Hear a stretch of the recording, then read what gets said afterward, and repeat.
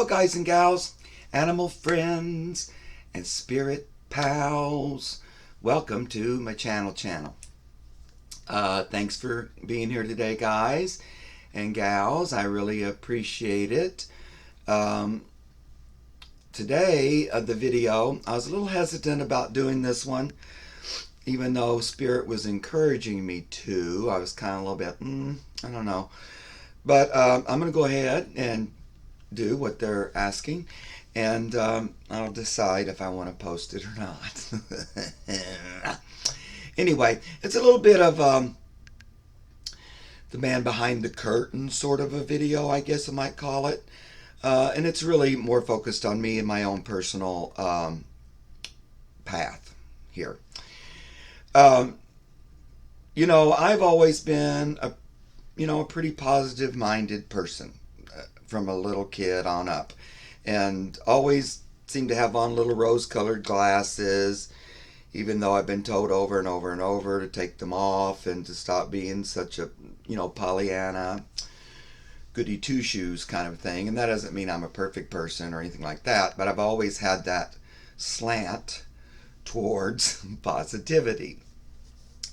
But even with that, and no matter how much I like to be that and encourage others to have joy and love and life and fun in their life and be positive as much as possible. And honestly, I've had to work at that a lot. I had to do a lot of positive affirmations, and because, like most of us, if not all of us, we've grown up in a world where so much of the energy is negatively focused. So much of our creations, hold on, this wants to fall down, don't really support us or encourage us to our highest good. It's a lot of negative energy. Let's face it, a lot of times life on the earth sucks. It can be very sucky. And when I became conscious of the whole of my spiritual being, and that's what I was supposed to be doing here on the earth, is working with that all the time. There's this thought that maybe I could lift up above this kind of shithole that we sometimes live in. And I've said before that I'm that guy that likes animals better than people. Not that I don't love you guys, but I related more to animals. It sounds weird, but it's true. And I kind of had that thought that I was maybe lift above it, or wouldn't be so much suckiness, But that really wasn't or isn't my path. I've always supposed to be on the spirit team and pushing for spirit and good and positivity, but living in amongst the muck at the same time. So it doesn't let me escape it. I'm supposed to be here in it, in amongst it, doing what I can, if anything, to change that focus while I'm in it. Ugh. Which sometimes isn't that much fun. So I wanted to tell you guys a little bit about what's been going on with me the past couple of years, just before I finally started this channel. Towards the middle of 2019, my mom got a little bit sick, like her stomach was having problems. Otherwise, she's fine. She was 83 and doing well. She's very clear-minded, and even though I was in California, she's in Kentucky. I talk to her at least twice a week, and I'm really bonded to my mom. I always have been. I was her firstborn, and when I was born, my mom and dad lived on an Air Force base. My dad was in the Air Force. So it was just pretty much me and her a lot of the times, and I learned to talk really early and walk early and form sentences and stuff. But my mom spent lots of time with me. That was really, we really super bonded. And I've always had that bond throughout my life. And other things in my life with her bonded us more and more. Anyway, she was having a little bit of stomach problems. It didn't seem too serious. And when I talked to her, she was just saying it was uncomfortable. wasn't doing well, but she went to the doctor and they gave her stuff, and it still wasn't quite um, getting better. And at first I was thinking, oh, this my mom isn't the kind that complains a lot or focuses on that kind of stuff a lot. So it seemed like everything was going to be okay. But then it just wasn't getting better, and she went in the hospital. And then I just got a really strong feeling that I needed to come to Kentucky and to see her. And it didn't feel that great, really. But when I get that kind of a thing or that kind of message, I don't usually focus on it a lot. I'm always focusing on, let's see if we can get well and get better. At the same time, I want your soul's purpose to be, however that's best for your soul. That's what I want. But I'll still focus on the highest outcome I can imagine. And I still thinking my mom's going to get all better, but I still felt like I needed to go home. And Spirit was like, yeah, you need to go home. So I flew home and I went straight to the hospital and saw her, and she was, conscious and quick witted and mind and everything, like always. But really, I could tell she was in pain. She was breathing to try to abate the pain. And about the first thing she said to me was, Mark, don't worry about me. I'm okay. I'm ready to go. And, I didn't want to hear that, of course. And I said, well, Mom, I'm glad that you're okay with that and everything, and I love you. But I have to still focus on you getting better if you can. I'd rather have you here than not. And so, I spent the day with her, uh, and then the next day came, and I went to the hospital and spent a lot of time with her. But I still wanted to visit my brother. I have two brothers and a sister. My one brother and sister are 9 years younger than me, and then my other brother, Scott, is just 2 years younger, and we were really close. We grew up right together, and he's also gay. So, we had a lot in common. He also lived in California. When I first moved there, I stayed with him for a while. Even though he's my younger brother, he went there first. And he was having some medical issues as well. And I wanted to visit him. So I told Mom I was going to go visit Scott, and then I'd be back in the evening, to see her at the hospital. And she was really, go, go, go. I don't want you sitting here. She's always like that. She didn't want us hanging in the hospital. Of course, we did anyway. But she's always telling us to go home. And she said, go be with Scott because he wants to see you. And I said, I will, but then I'll come back. Also, Scott and I were both big fans of Game of Thrones, and this is when it was, ending. And we never really watched an episode together, and we wanted to do that together because we talked about it a lot on the phone. I talked to him on the phone all the time, too, both him and Mom. We'd have lots of phone calls.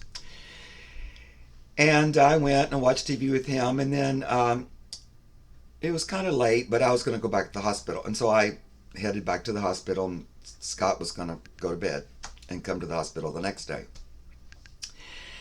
And I was driving there, and then on the way there, to turn into the road that goes to the hospital, there's a big shoulder and turn lane. Well, I went over into the shoulder, and then I realized, oh, I went over too soon. There's the turn lane, but it was all one big thing. And I wasn't really familiar with that part of town, even though I grew up in this part of Kentucky. I hadn't lived here in 40 years, except just to visit. So I didn't know that. But anyway, I realized right away, oh, I turned too soon. And then by that time I was in the turn lane, everything. But then a cop came up behind me, so I'm sure he saw me go over there too soon. And he followed me all the way to the hospital, into the hospital parking lot, and then stopped me. And, I explained to him, I'm not really from here. This is a rental car. I was a little bit confused. I'm going to the hospital to see my mom. She's sick in there. And I'm not familiar here. And I realized I'd turned into the lane too soon. But at that point, I was already over there, and I didn't want to come back because I was afraid of the people behind me. Anyway, he was very kind and understanding and just said, oh, okay, and let me go. But he'd stopped me there, and that was about 10 minutes. So when I went into the hospital, there were all these alarms going off. And right away, I knew it was about my mom. and she was upstairs. So I went to the elevator and up as quickly as I could. As soon as I got out, I could see all the lights flashing, and that's like when they alert the whole hospital that someone's having a hard time and everybody needs to kind of gather and help. And it was in my mom's room, and they were trying to revive her. So she'd already passed, I feel. And then I went in there with her, and they couldn't bring her back. And so then I was with her in that moment. And her eyes were open, and she had gone. And it was not fun. But I realized that I felt my mom stopped me from getting there a few minutes earlier. I don't think she wanted me to be there when she passed, because that day she'd sent my sister, my niece, me, in different times, sent us all home and didn't want us to be there. She did let my niece's mom hang around, and so she was there. She was the only one there with her, and realized that she wasn't breathing and called for help and all that.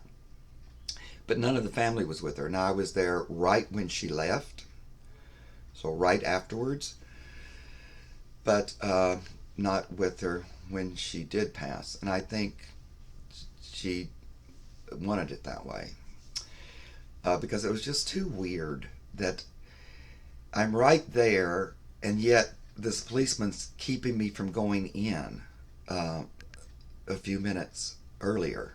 I don't know. It was very odd. So, of course, then I stayed in Kentucky a little bit so we could, have her funeral service and try to help her estate, settle her estate and all that. And then I went back to California.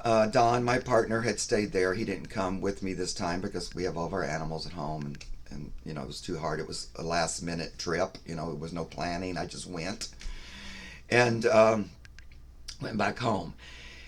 Now, at this point, my mom's death, my dad had passed away many years before, but my mom's death really upset the whole family. We were very close. We were very close to my mom. And I know my other brothers and my sister, we kind of felt unmoored. And I felt like, I had retired from the zoo and Donald had retired. And I felt like maybe I should come back to Kentucky to be with my younger siblings. And also my brother was really sick, and I thought maybe if I come back there I could help him recover from that and be with him. And also the cost of living in California was really a lot, and it still is. We owned our house in California, but since we retired, it was harder and harder to make ends meet unless I wanted to go back to work, and I didn't really want to. So I just decided, well, you know what? What if we sell our house in California and I'll just buy mom's house? She left it to all of us. And I'll pay my brothers and sisters their portion of the house. And then I'll just go ahead and move in there because that would be the fastest, quickest way. I had my brother build a fence, a wood fence around the yard. What do you call it? Redwood fence. So that my pets could be safe in there because the yard was wide open, and I wanted them enclosed in while we were waiting. And we decided that's what we were going to do. Now, and it felt like that was the thing to do. So we put the house on the market. It sold the first day. And then we had 30 days to pack up and move, which is a big job. After 40 years, my partner and I had been together 41 years. We'd accumulated a lot of stuff in that time. I'm not one to throw gifts away. If somebody gives me something, I'm going to keep it, stuff like that. And I had a lot of stuff, a lot of animal stuff, a lot of spirits, all kinds of stuff. I'm a big collector too. Had a lot of stuff. And, my friends from the zoo, I was going to be leaving them. My friends from theater, because I'd been in a theater company for many years. Had lots of friends there. Wasn't that happy about leaving. And I'd been in California, and I love California. I love just that it's more open-minded. And so that was all a big decision, but I just had a really strong pull to come back to Kentucky. And Donald agreed. And plus, it was going to be easier on us financially.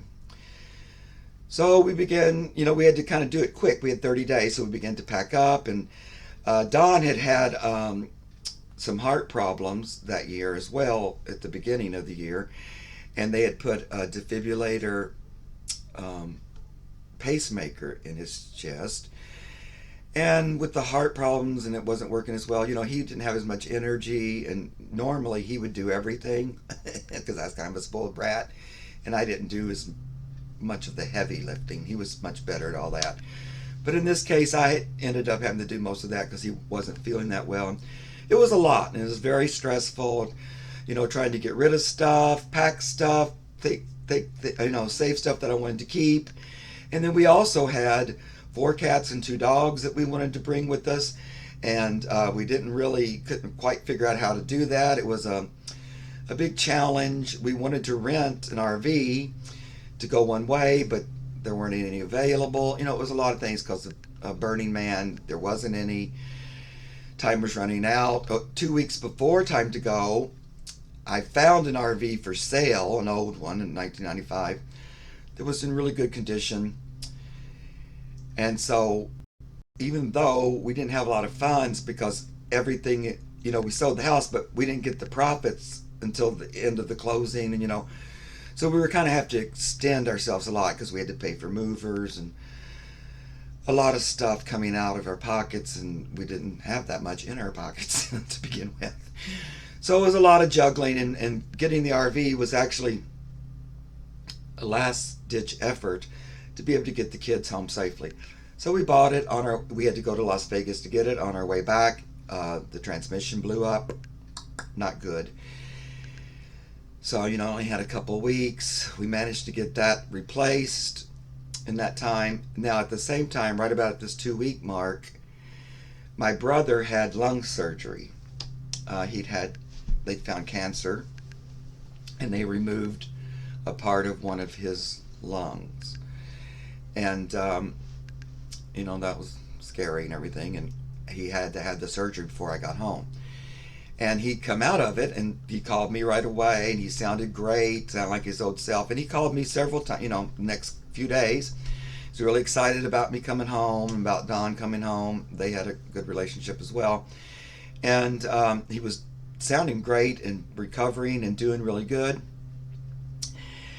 And then about 3 days later, I got a call from my sister, and he passed away. Just like that, with really no warning. He was doing really good, and they had a drainage tube in his lung, to drain out infection and stuff. And for some reason, they took that out, and when they did, he just filled up with fluid and died. Of course, I feel the doctors didn't really know what they were doing. I don't know. But I really wasn't expecting it. A big part of my journey was to help him, take care of him. I wanted him to come in our house, and, we help him recuperate. And that was quite a blow. And that was about 2 weeks before we had to hit the road. So I couldn't really fly home because, everything was just a big topsy-turvy. We're getting that RV. It was a lot. And there's no way I could go home and then fly back and come back with my family. So I couldn't go, and so they decided to wait and have his service after I got home. So Don and I and all the kids loaded up in the RV. All of our stuff went in the moving truck. We sold the house, and we started across country. We had 2 flat tires in the RV with all the animals. I mean, it couldn't have been more nightmarish. So I had to buy 6 new tires on the road with no money. It was very challenging, the whole thing. And my partner was just not at the top of his health. He wasn't feeling that good. It was stressful, And anyway, we get here, have my brother's service, try to get moved into this house. It needs a lot of work, and trying to get that done. My partner isn't well enough to do anything like that, and I'm trying. All the pets are disoriented and having a hard time adjusting as well to this new location. And I adopted my mom's cat that she had when she passed, so he moved in with us. And it was quite a house full and a lot of stuff going on. Then at Christmas of that year, that was right before 2020, Uh, my partner had a heart attack or some event, but the defibrillator went off and just knocked him unconscious. I heard him yell for me. I was in this room uh, working on the computer, and I heard him just scream out for me, and so I ran in there, and he was unconscious, backwards on the bed. And he came to, and he was back to normal, and then that happened again. It scared the crap out of me. I didn't really know what was going on, and it didn't really occur to me that that defibrillator was happening, and to him either, but it was knocking him unconscious and everything. But I couldn't figure out what's happening. I didn't really know. It was like a seizure, I thought. But in reality, the defibrillator was just knocking the crap out of him to restart his heart. So, called the ambulance, and we spent Christmas Eve in the hospital. And then he got better and came home. And, but, it took a huge toll. And he was having a harder time with energy or getting around and things like that. Then, towards the middle of February in 2020, we had another incident of that, of his defibrillator going off and all that crap. And so we went to the hospital. And this time we went on to the hospital in Lexington, which is the University of Kentucky hospital. And it's a heart hospital and school. So there's all these specialists and everything there. And it's a really good hospital. And so that's where we ended up going. So we went from where I live in Frankfurt to Lexington to that hospital.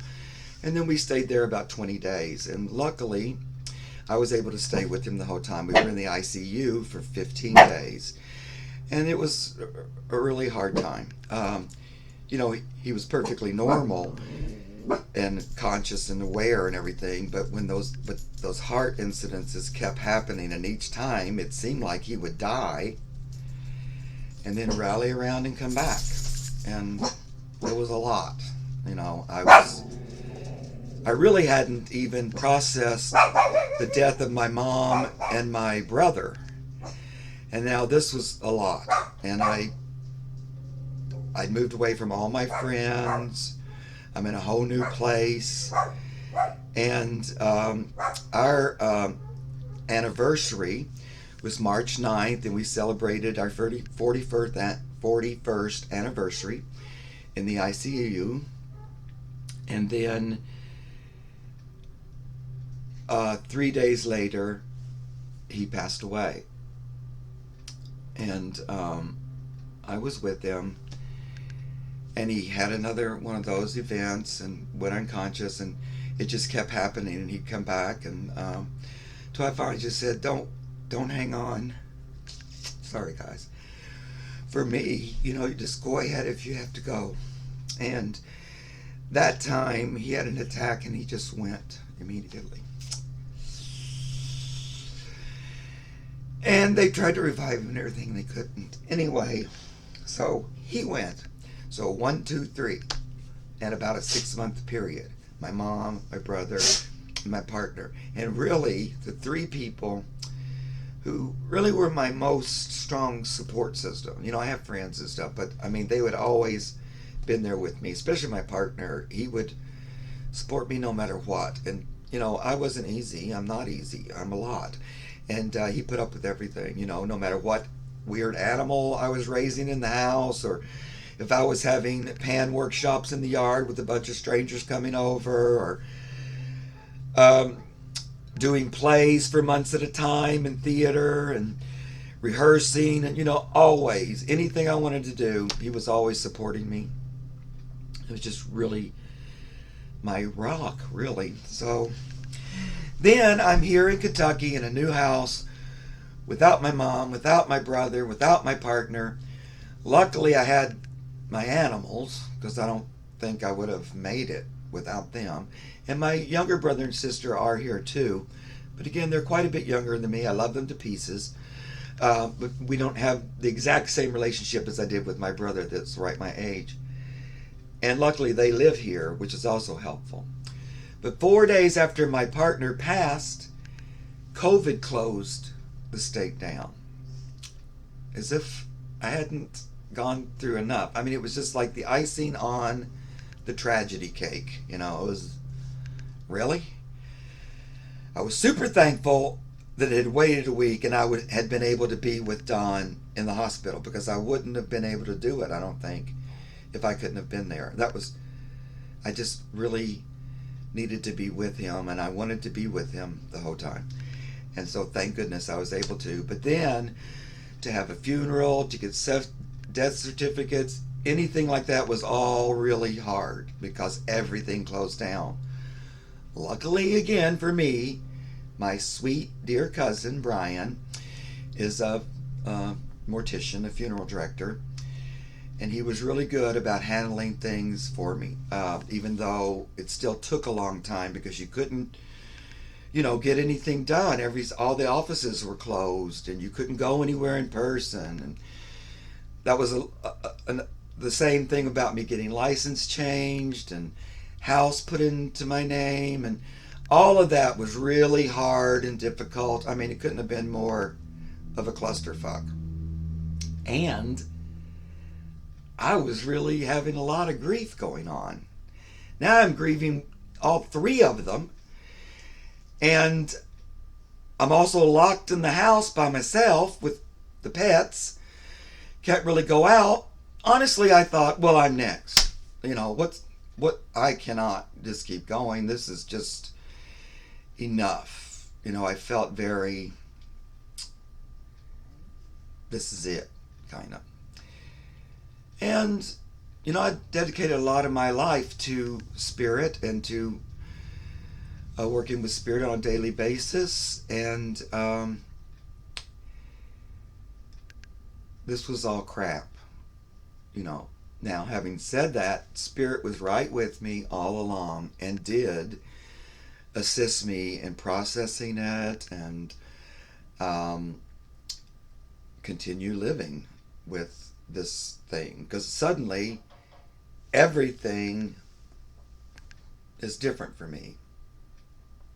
I've said goodbye to everything. I had retired and also said goodbye to all my zoo animals. So it was a lot of goodbyes. And I was feeling overwhelmed. I would just be going along with the day perfectly fine and then just break down crying for no particular reason other than just grief and sadness. And, it was really hard to get used to the idea that they're not here. I still, even now, think, oh, I need to call mom, or I can't wait to Scott and I talk about this, about this kind of stuff with the YouTube and stuff, or Donald would really like this thing with the animals and whatever. And as if that wasn't enough, our oldest cat also passed away a month after Donald died. So I buried her out in the yard too. We'd had her for 18 years. So after, Spirit gave me a long several months, about 8 months, where they just were really kind with me, not really pushing me, but then began to suggest that I do this YouTube channel. And, at first I'm like, oh, I don't know if I have it in me. Plus I've worked for freaking 40 years to try to make a difference with people and to herald, what we really are and what we're really here to do. And I tried so hard at the zoo and done classes, blah, blah, blah, and it feels like it's so slow. It's just barely moving. I don't even know if I've had any positive effect at all. It feels like, what? How? This, I don't know that this will be of any service to anyone. Plus, I don't even know how to do it. I don't know how you think I'm going to take what I have with you guys and then fit it into this TV program. And so they would just gently nudge me, and then after about a year, of course this whole year we were closed up with COVID, and so I'm not even going to talk about all that, but that was also going on. So I was basically in my house, like most of you, but by myself. And except for my little sweet animals. And they just kept quietly encouraging me and telling me, well, you're not going now. And, you're not just going to sit around and do nothing. Were you just going to wait to go? And so we really want to keep working with you. There can be a positive effect. You can leave a mark on the earth before you go. And they convinced me to give it a go. And that's why I started this.